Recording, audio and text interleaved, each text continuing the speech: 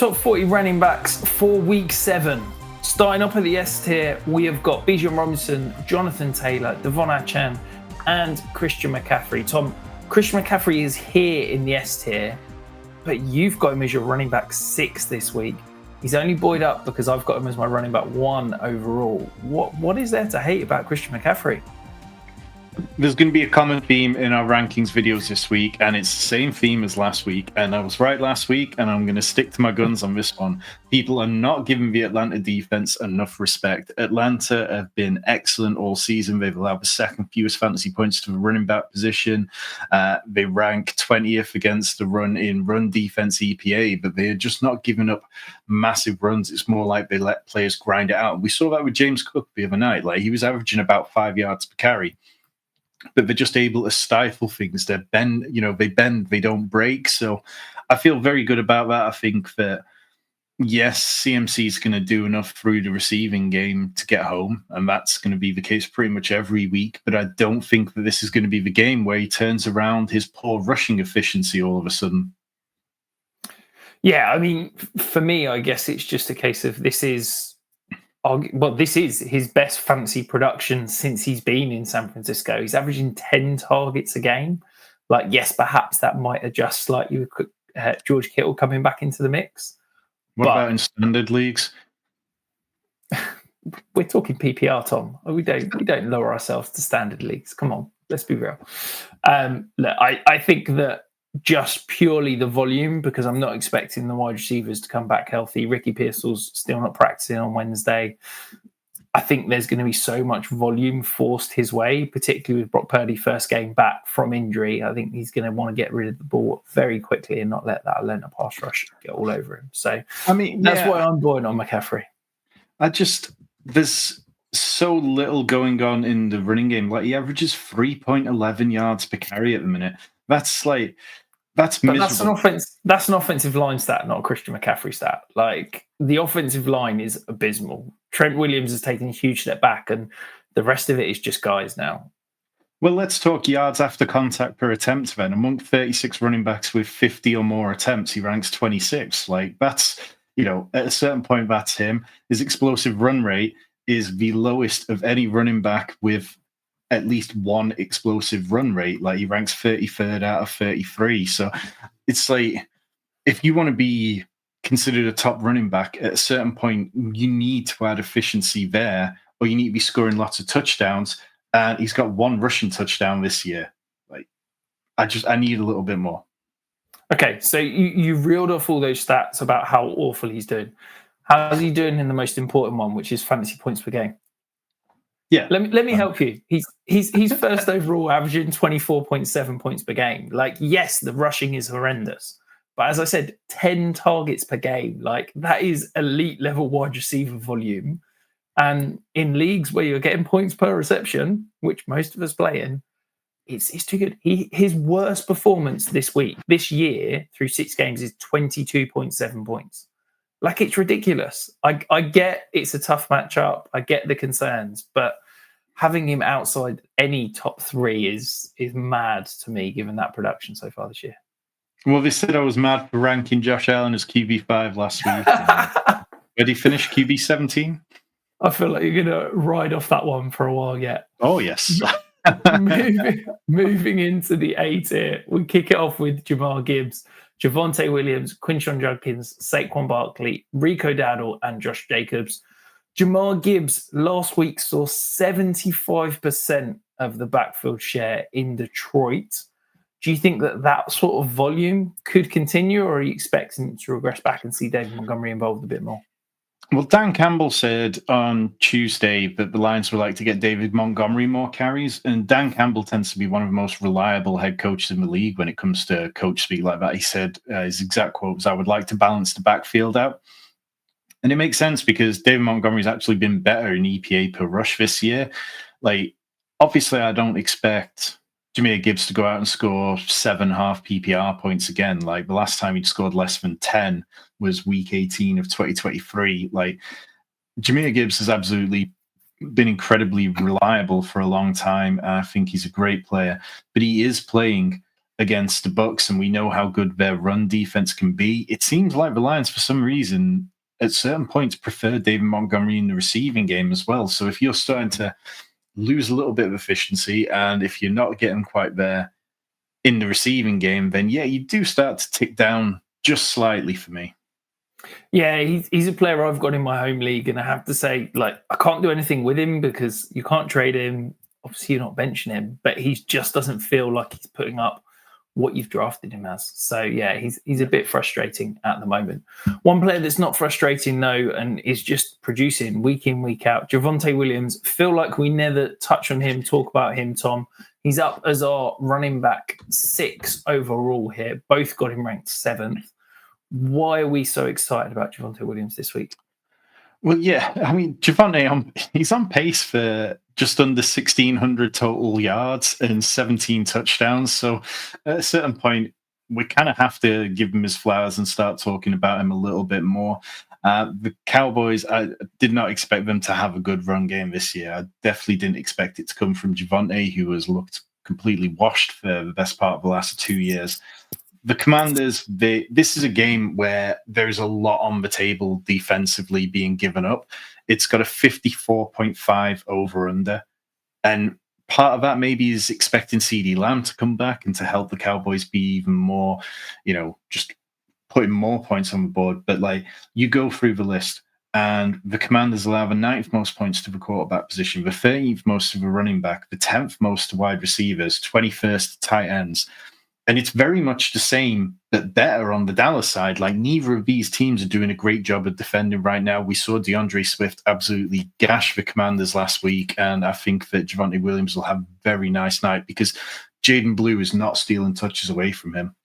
Yeah, absolutely. And then one other player who did see some touches and snaps stolen away from him last week, Quinshon Judkins, played only 40.2% of snaps, only saw 12 carries, with Dylan Gabriel dropping back 58 times.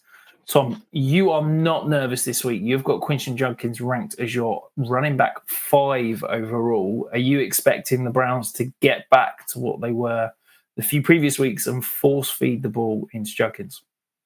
Well, again, this comes down to one of those matchup details, and it is the Browns against Miami, whose rush EPA defense ranks 30th. They've allowed the 4th most fantasy points to the running back position. They have just been absolutely miserable against the run all season. They've now allowed over 100 yards from scrimmage to a running back in each of their last 5 games. Like, we've seen it from Ramondre Stevenson, who isn't exactly somebody totting those up often, James Cook, Breece Hall, Rico Dowdle, who went well beyond that, and of course Kimani Vidal before last week had done the sum of absolutely nothing in the NFL. And then he goes out and makes them look like absolute fools. So, yeah, I feel very good about Quinshon Judkins.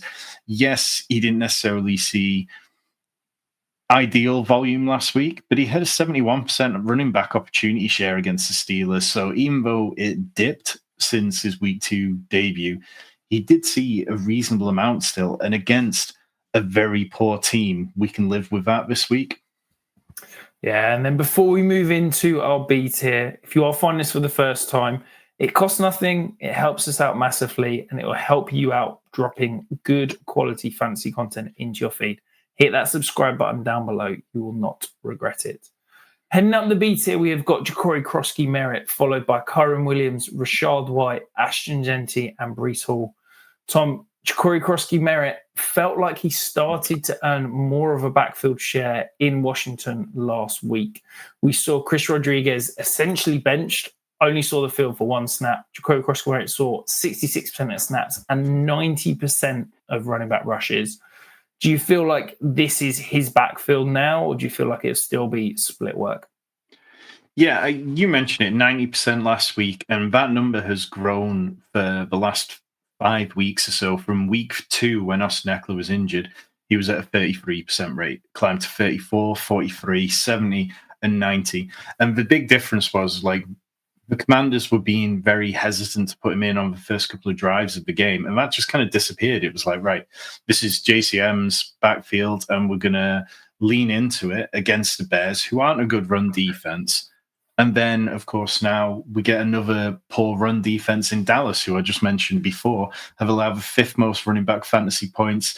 They rank 26th in rush defense EPA. Like, they're just very poor, and this is an ideal matchup. And if you've got Bill, you should absolutely be starting him with zero hesitation. Yeah, and then we dive into the C tier. Jalen Warren, Cam Scatterbo, DeAndre Swift, J.K. Dobbins, Travis Etienne, Kamani Vidal. Cam Scatterbo, obviously plenty made of the aggressive running style, shall we say, last week.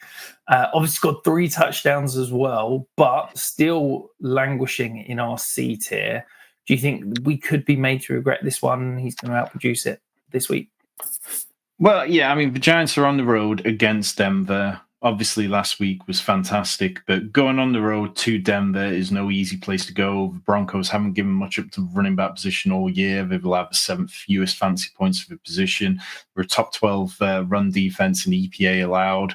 And while it's hard to put Cam Scatterbo any lower than this, because even with Tyron Tracy back, Cam Scatterbo had 73% of the running back rushes last week, which was an increase from the previous week. So, like, they weren't giving anything to Tyron Tracy more than what, like, had been seeded away from Scatterbo before. And it's just really difficult because, like, you look at a rookie running back going out there rushing for 3 touchdowns and 98 yards on less than 20 attempts against the Eagles. And he did a lot of that against stacked boxes. I think that he had 47 yards of his 98 came against stacked boxes with 8+ defenders, according to Next Gen Stats. Like, he has the entire goal line role. He has the valuable role there. And he clearly has a very good bond with Jackson Dart, the two of them just absolute lunatics. So, yeah, even in an unideal matchup like this one, where you're going to Denver, I can't really drop him down to the point where you'd possibly consider not starting him. Like, he's an absolute must start for me at the minute. Yeah, absolutely. I've got a slight niggling worry that Tyron Tracy might see a bit more work this week. You saw him take 30% of snaps last week. The majority of those were in the past game. I do wonder if we could just start to, eke into this being a 60-40 split rather than 70-30. That may cap the ceiling. But at the moment, as you said, he's a plug-and-play RB2, and you've just got to enjoy the volume that comes with it. One player that absolutely carried his team at times last week was DeAndre Swift. Tom, we have been noted DeAndre Swift's critics over the years, but I thought he looked good last week. Yeah. I thought that Ben Johnson finally seems to have understood how to use him. He can't read. He's got no vision. He can't run between the tackles. So let's get him in space. Let's let him run. Let's create open lanes for him. And I was really impressed. Do you think that this is unlocking something that they will continue to use, or was it just a 1-week blip? I would like to think so. I would like to think that coming out of the bye week, Ben Johnson has figured out how he wants to use DeAndre Swift, because for all the kind of talk that we've had all off-season and all through the season that the Bears should add somebody else, they've never made any kind of moves to do so. Like, they seem content enough with DeAndre Swift for now. And to your point, yeah, I thought DeAndre Swift looked the best I can remember him at any point. I know James from our Discord, who also does a lot of great work, he pointed out that DeAndre Swift has gashed the Commanders a good few times. He's been a Commanders fan and has been on the wrong end of it. So maybe there's something in that. But, like, DeAndre Swift, yeah, he looked good. And going up against the Saints, they are stronger against the run than they are the pass. They rank 5th best in rush EPA against the run, but they are much more susceptible through the air. But we saw from DeAndre Swift, like, get him out in space in the receiving game, and he's still going to do damage there. We're not seeing much from Kyle Monongai at all. Roschon Johnson is in, the shadow realm at this point. So when you've got somebody getting that much volume and you've got somebody that much involved, then it becomes incredibly difficult to drop them out of the top 20 running backs. Yeah, I was expecting Kyle Monongai to get a bit more work out of the bye. he got 35% of snaps. Like, it was a little bit more than he had previously, but it's not enough to read anything into particularly. Before we move into the detail, though, if you're struggling with that final start-sit decision, don't struggle anymore. Stick it in the comments below. Tom and I will give you our thoughts and ensure that you nail that start-sit decision. The D tier is headlined by Jordan Mason, then David Montgomery, Chase Brown, Alvin Kamara, Tony Pollard, Ramondre Stevenson. Tom, Jordan Mason, when Aaron Jones got injured, was anointed as an elite running back, maybe an RB1 for the next 4 weeks. And now we've got him down in the D tier. What is it about the matchup that's got you concerned? I mean, I'm not overly concerned for Jordan Mason. I just think that this game, two really good defenses and two offenses that have split a little bit seems like a fair way to describe it. Like, the Eagles are 1 point underdogs in Minnesota. Like, it's a 43.5 over under. And I think that Jordan Mason's going to see plenty of volume, enough volume that he sustains like really good volume, really good kind of fantasy value. Like, he had a 56% route share against the Browns in London before we went on to their bye week. Despite the fumble, he had a 72% running back rush share, 11.8% target share. Those were his second best marks of the season in both categories. And the Eagles this year, they haven't been particularly good against the run. They ranked 22nd in rush EPA defense. They've allowed the 8th most fantasy points. That wasn't what you were seeing from them last year. They were elite against the run. So maybe this is a case where Jordan Mason sneaks home on goal line work, or maybe he sneaks home on volume alone and a few checkdowns.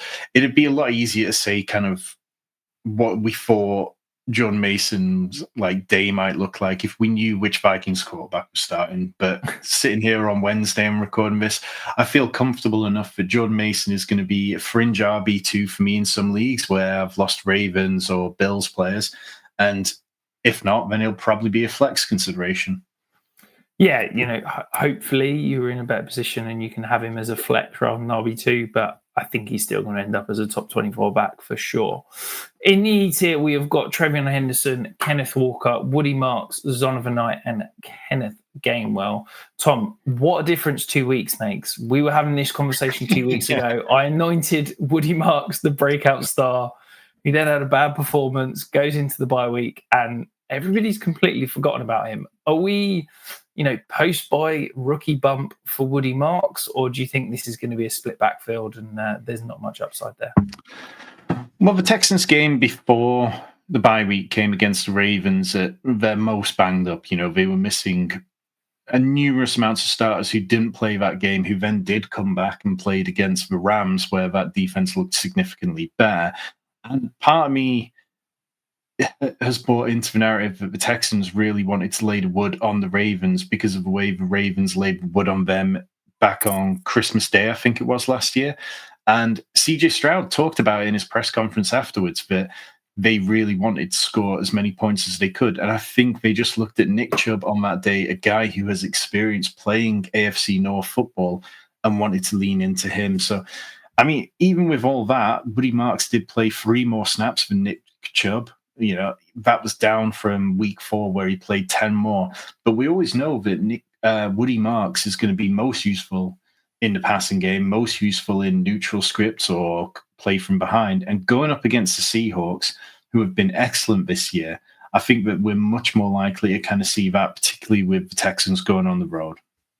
Yeah, you'd expect him to hopefully get, you know, a couple of manufactured touches in the screen game, perhaps some checkdowns, and maybe he can get home as an RB2 just on some receiving work, a few carries, even if he is splitting it. But I do think he's got that upside that, you know, if they are leaning more towards him and putting Nick Chubb on the shelf, he could take over this backfield. So I'm still very much hopeful for Woody Marks. One player that I think had a lot of fantasy managers frustrated last week was Bam Knight. Obviously, the tweet came out. I can't remember who it was tweeting that he was going to be the lead back. He then saw 52% of backfield carries to Michael Carter's 42%. He saw 1 target to Michael Carter's 4. Yes, okay. He did see the majority of early down work. He saw all goal line and shoot yardage work, but Michael Carter was getting the third down work and the 2-minute drill work. We've now got a matchup where you'd argue maybe the Cardinals are going to be playing from behind against the Green Bay Packers. So are you nervous about Bam Knight, or do you think that he could be the lead back for Arizona? Yeah, I'm very nervous. And part of that is I don't want to start running backs against the Green Bay Packers defense as well. Like, the Packers have been excellent against the run all season. It's been one of those kind of teams that generally, if I can find a way of avoiding them, then I will for this tier of guys. They've allowed the 4th fewest fantasy points so far. And to your point, yeah, Carter ran 21 routes to Knight's 13. So it doesn't feel like it's necessarily going to work out for Carter every week. I think with DeMarcado still in the mix, as well as Carter and Bam Knight, this is one of those backfields where I'm just trying to get out. I don't think that this is going to be one where it's going to be easy for us. You throw in the Jacoby Brissett situation where he frankly looked a bit better than Kyler Murray in some regards last week, and definitely put up more yardage than we've seen from Kyler Murray this year.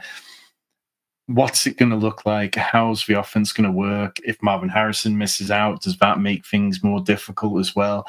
Generally speaking, outside of Trey McBride, if you can avoid the Cardinals, it's probably going to make your life a little bit easier. Yeah, 3-headed backfield on a below average offense is not exactly screaming fantasy success, is it? In the F tier, we have got Isaiah Pacheco, RJ Harvey, Zach Charbonnet, Tyler Algier, Nick Chubb, Michael Carter, Kareem Hunt, Tajay Spears.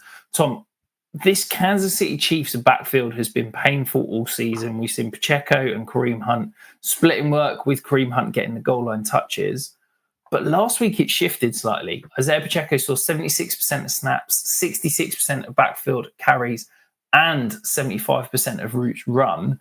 Do you think that we could be seeing Kareem Hunt pushed aside and maybe Isaiah Pacheco ascend into this backfield on his own? Or do you think that I'm too hopeful?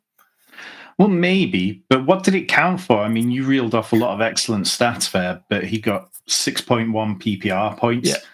The backfield in total combined for about 15 PPR points between the three of them, which, if I was getting one running back who was getting 15 PPR points every week, I'd be quite pleased with that. But this backfield has had a different top scoring running back every single week this season. It was Pacheco week 1, Kareem Hunt week 2, Kareem Hunt in week 3, then it was Pacheco, then it was Hunt, then it was Pacheco. Like, there's no consistency. I very much think that they're looking at things on a week-to-week basis and what kind of looks the defense is giving them and trying to work it out from there. And the Raiders, for all their faults, they're not a complete pushover on defense. Like, they rank completely middle of the table, again, in fantasy points allowed. And they rank 6th in rush EPA on defense. Like, they have stopped the run consistently and forced teams to pass on them more often. Around the goal line, they've given up some touchdowns, what kind of holds them middle of the pack. But yeah, I don't think that this is a week where I'd have any faith starting any of the Chiefs running backs. And I don't think it's going to be a good situation all year. Yeah, and then the other player I want to touch on briefly, Tajay Spears. First game back, he outsnapped Tony Pollard. He outproduced Tony Pollard. And yet, Tom, we got him ranked 20 spots behind Tony Pollard. Is that something we need to take a look at? I don't know. Maybe, honestly, sometimes you've just got to say, I'm not really sure what the Titans' plans are. I think that with the Titans changing head coach this week, and now you've got New England and Mike Vrabel coming in to Tennessee, favored by 7 points when I last checked. Like, this is really difficult. I think it wouldn't surprise me to see the Titans just lean on the more experienced running back in Tony Pollard to try and get through this game without being embarrassed. So there's definitely a lot of wiggle room on how this plays out, but I think I'm more confident that Tony Pollard sees more volume this week under this kind of new interim head coach. Yeah, I'm not rushing to start Tajay Spears this week. One stat for you, Tom, that absolutely blew my mind last week. The Titans ran 30 plays in the 2-minute drill offense. I have never seen a number quite so high. Of of those 30 plays, Tajay Spears was on the field for 23 snaps. That meant he only saw 13 snaps outside the 2-minute drill. So, yeah, I think a lot of the work, a lot of the snaps, a lot of the receiving work was as a result of the Titans being in the most insane situation for 2-minute snaps. So I'm not expecting that continue. I'm not expecting that continue. And I think that this is going to be a Tony Pollard-led backfield even after last week. But that is it. Let's keep it simple for you guys. You've made it this far into the video. If you haven't hit the like, hit the subscribe, and of course, hit that hype. What are you doing? Help us out while we help you out. And of course, check out these other videos on your way out.